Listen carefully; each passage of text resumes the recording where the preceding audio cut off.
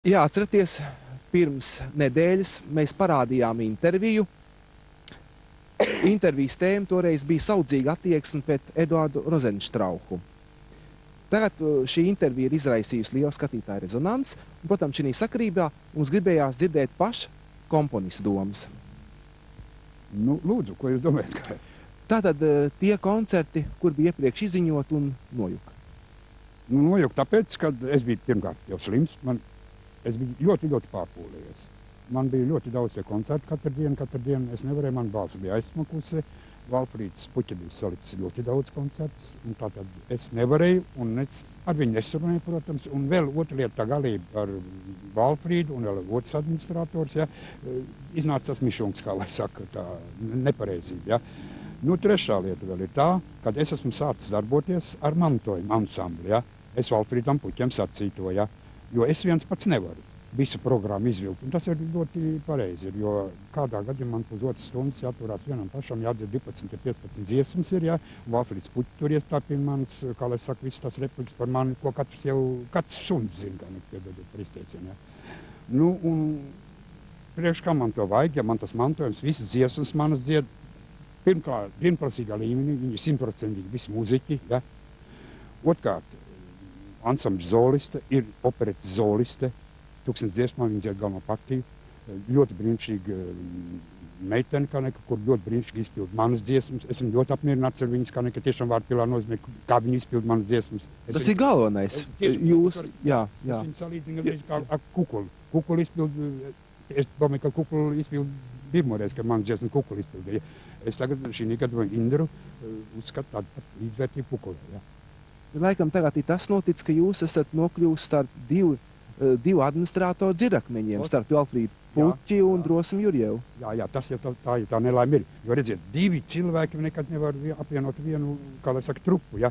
Tauta man mīl, tauta man ciena, un izrādās, ka te tādi cilvēki viens otrs ir tas, kurš uzdodas par to, kad viņi uzcēluši mani debesīs, ja. Es saku, tas viss ir čipu kā bleķis, ja. Man tauta, vēlreiz atkārtoju, tauta man ir uzcēlusi. Un, ko es jums vēlreiz pateicu, Raimonds Pauls. Tie divi cilvēki, divi objekti, kurus atklāt, par kuriem es varbūt pateicu parādā, ja. Pāriem vairāk ne. Mīļo komponisti, jums ir 25. septembrī Meža parkā izziņots koncerts. Un tas ir, starp citas koncerts ir taisīts bez manis kaut kādas, kā lai saka, neatļaujas, bet kaut kāda čipureka, un es līdz šai pat dienai man neviens nav pateicis, ka man jābūt.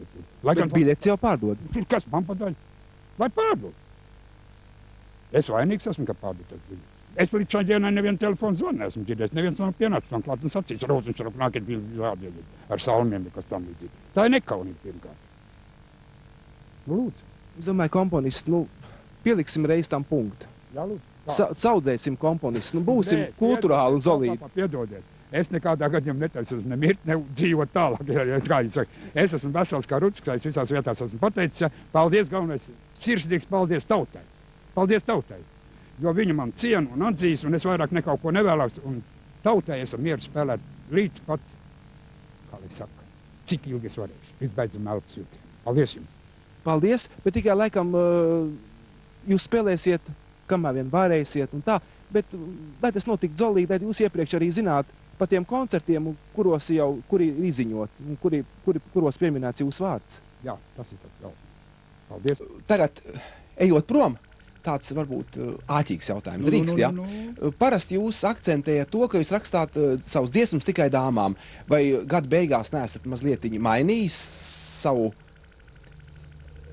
savu viedokli? Jā, tu kā vīrietis grib to zināt, ja? Nu, bez šaubām, ka nevar rakstīt visu laiku nekā meitenēm un dāmām, ja? Es jau visas dziesmas rakstu, jo vispār vīrieši var dzied viņas dziesmas. Nu, dāmām dzied. Jā, jo, ko es uzrakstīju beidzamā, tas ir Rutas skuiņas, vai tas sākums bija vai beigas. Tas nozīmē, ka mēs tūlīt dzirdēsim. Atkal pirmatskaņojums Latvijas televīzijā. Jūs esat ļoti šodien izšķērdīgs. Kāpēc? Vienmēr jābūt tikai nekā Latvijas televīzijai, man nekas nav žēl. Paldies.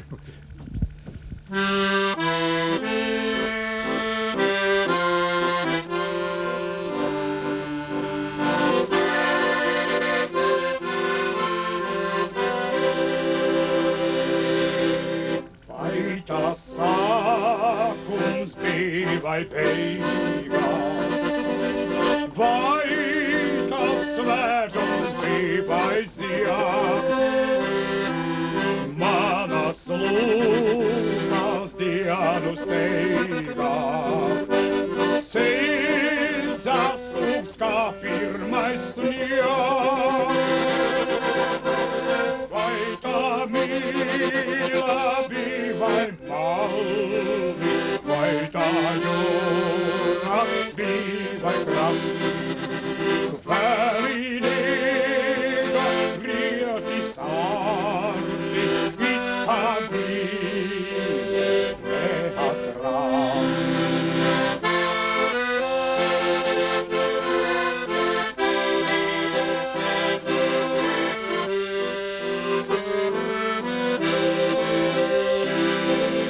Un es ilgi naktī klīdu, nemiera un sapņu pilns, vai gan meklēties rītu.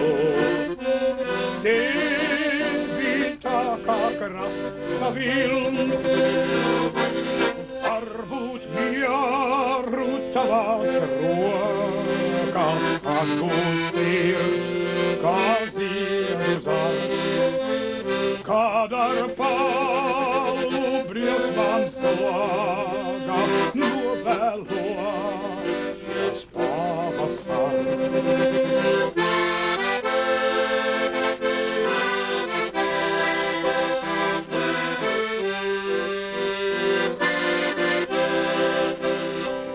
Varbūt, kā tās bija beigās, viss varbūt kā sākums liels, manas lūpas dienu steigā, veldzēt tavus kūkstus sniedz.